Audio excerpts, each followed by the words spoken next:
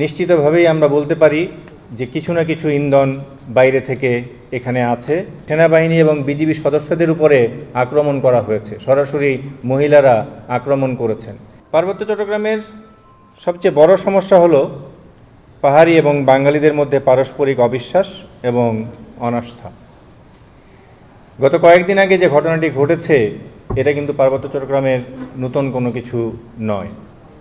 পার্বত্য চট্টগ্রামে এর আগেও এরকম ঘটনা অনেকগুলো ঘটেছে এবং ছোট্ট একটা ঘটনা থেকে সেটা অনেক ক্ষেত্রেই পাহাড়ি বাঙালি দাঙ্গায় রূপ নিয়েছে এবং যেটা প্রশমিত করতে প্রশাসনের অনেক দিন লেগেছে। আমি নিজে জিওসি থাকার সময় এরকম ঘটনা অ্যাটলিস্ট 3টা হয়েছে এবং 3টা ঘটনাই আমি দেখেছি যে এইটা প্রশমন করতে বেশ অনেক দিন সময় লেগে যায় এবং যথেষ্ট চেষ্টা করতে হয়।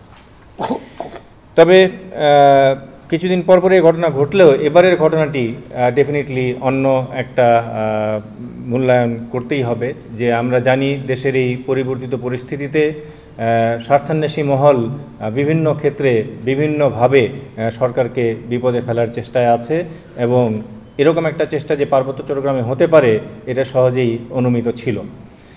আমি নিশ্চিত যে পার্বত্য চট্টগ্রামে যারা প্রশাসনে আছেন এবং যারা আর্মিতে আছেন তারা এটার বিরুদ্ধে ব্যবস্থা নিয়েছিলেন, কিন্তু যেহেতু এটা ছোট্ট ঘটনা থেকে এই ঘটনাগুলোর উদ্ভব হয় সেহেতু অনেক ক্ষেত্রেই এই ঘটনাগুলোকে কন্ট্রোল করাটা ডিফিকাল্ট হয়ে যায় এবং যার ফলে এই ঘটনাটা ছোট্ট একটা ঘটনা থেকে, একটা চুরির ঘটনা থেকে একজনকে পিটিয়ে মেরে ফেলা এবং তারপর এই ঘটনাটা এত বড় একটা ঘটনায় রূপ নেয়া।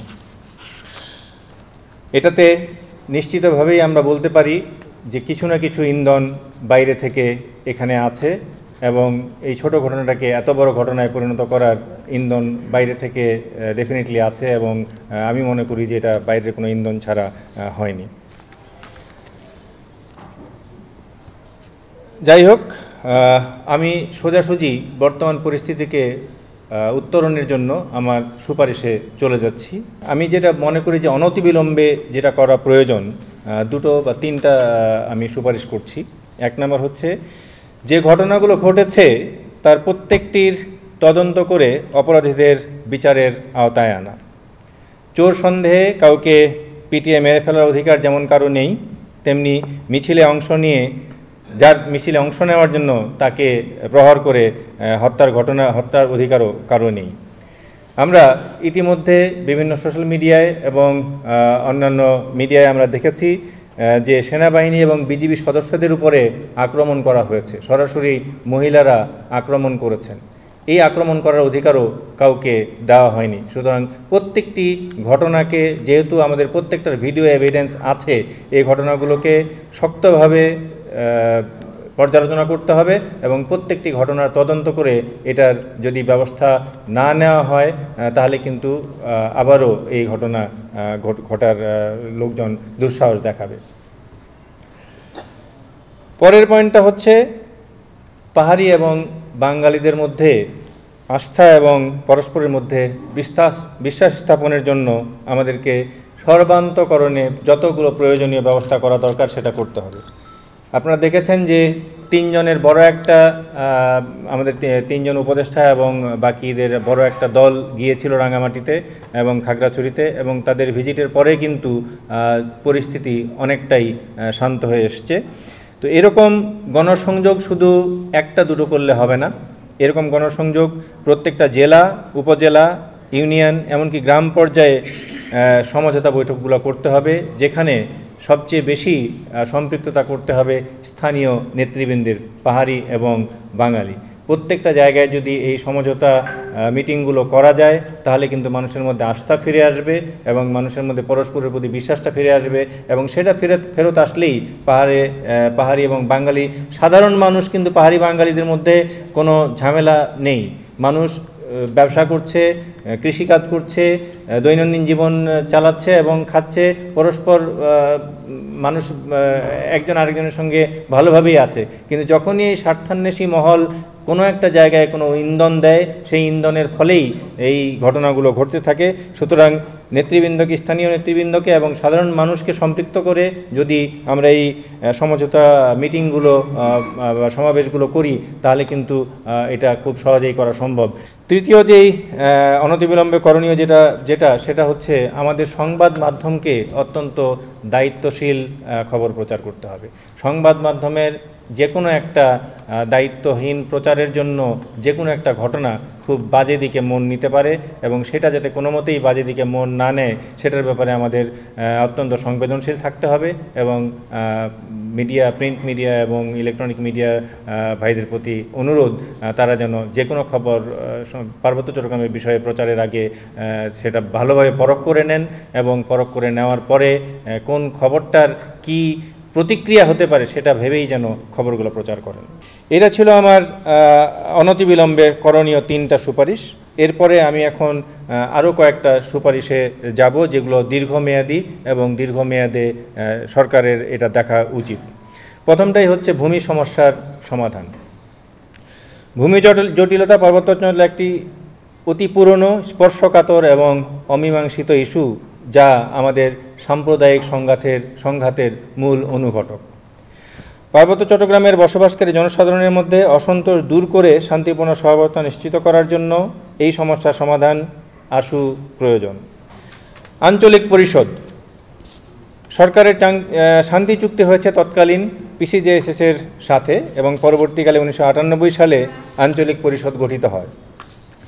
পিসিজেএসএস-এর প্রধান জনাব শান্তু লারমা আঞ্চলিক পরিষদের প্রধান হিসাবে দায়িত্ব গ্রহণ করেছেন। কিন্তু দুঃখজনক হলেও এ কথাটা সবাইকে বিশ্বাস করতে হবে যে শুধু শান্তু লারমা সাহেব নয়, উনি ছাড়া বাকি যত নেতা এই পার্বত্য চট্টগ্রামে আছে তারা শুধু নিজেদের সম্প্রদায়ের নেতা হিসাবেই থেকে গেছেন। তারা কোনো মতেই পার্বত্য চট্টগ্রামের নেতা হিসাবে নিজেদেরকে গড়ে তুলতে পারেননি।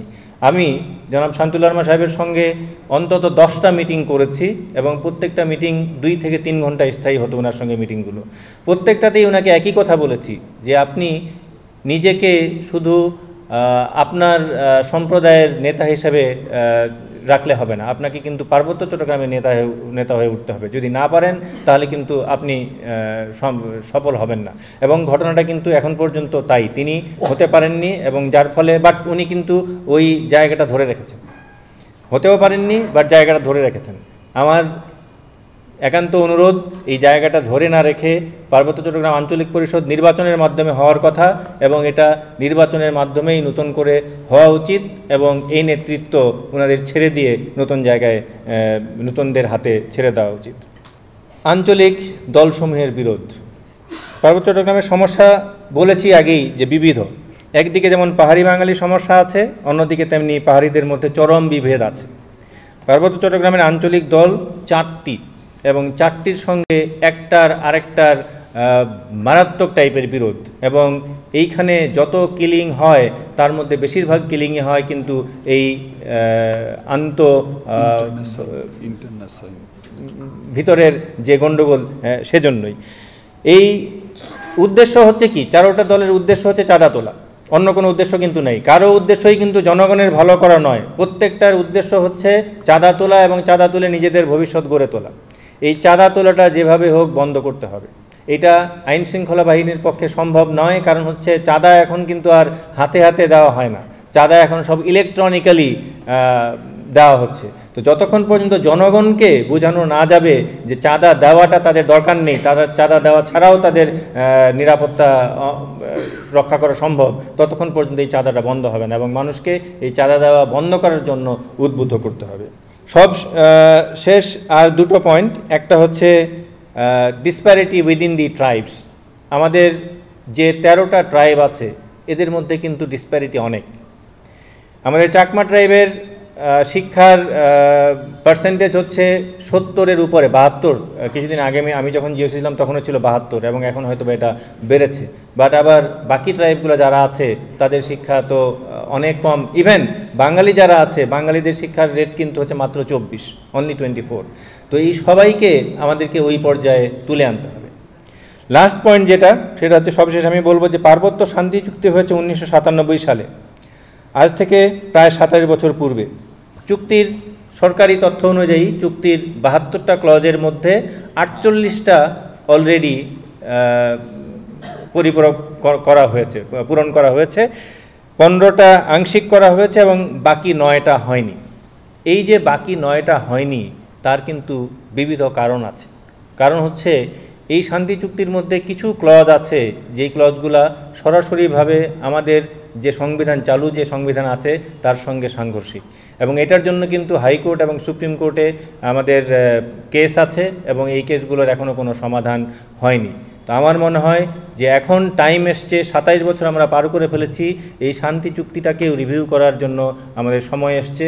এবং আমি মনে করি আমি রাজা দেবাশিস রায়ের সঙ্গে ইনফর্মালি কথা বলতে গিয়ে ইনফর্মালি কথা বলতে গিয়ে তিনিও কিন্তু স্বীকার করেছেন যে হ্যাঁ, টাইম অনেকটা পার হয়ে গেছে, আমাদের মানসিকতার পরিবর্তন হয়েছে, পরিস্থিতির পরিবর্তন হয়েছে, এখন আমাদের এটাকে রিভিউ করার প্রয়োজন আছে এবং আমি মনে করি যে এটাকে আমাদের রিভিউ করা প্রয়োজন।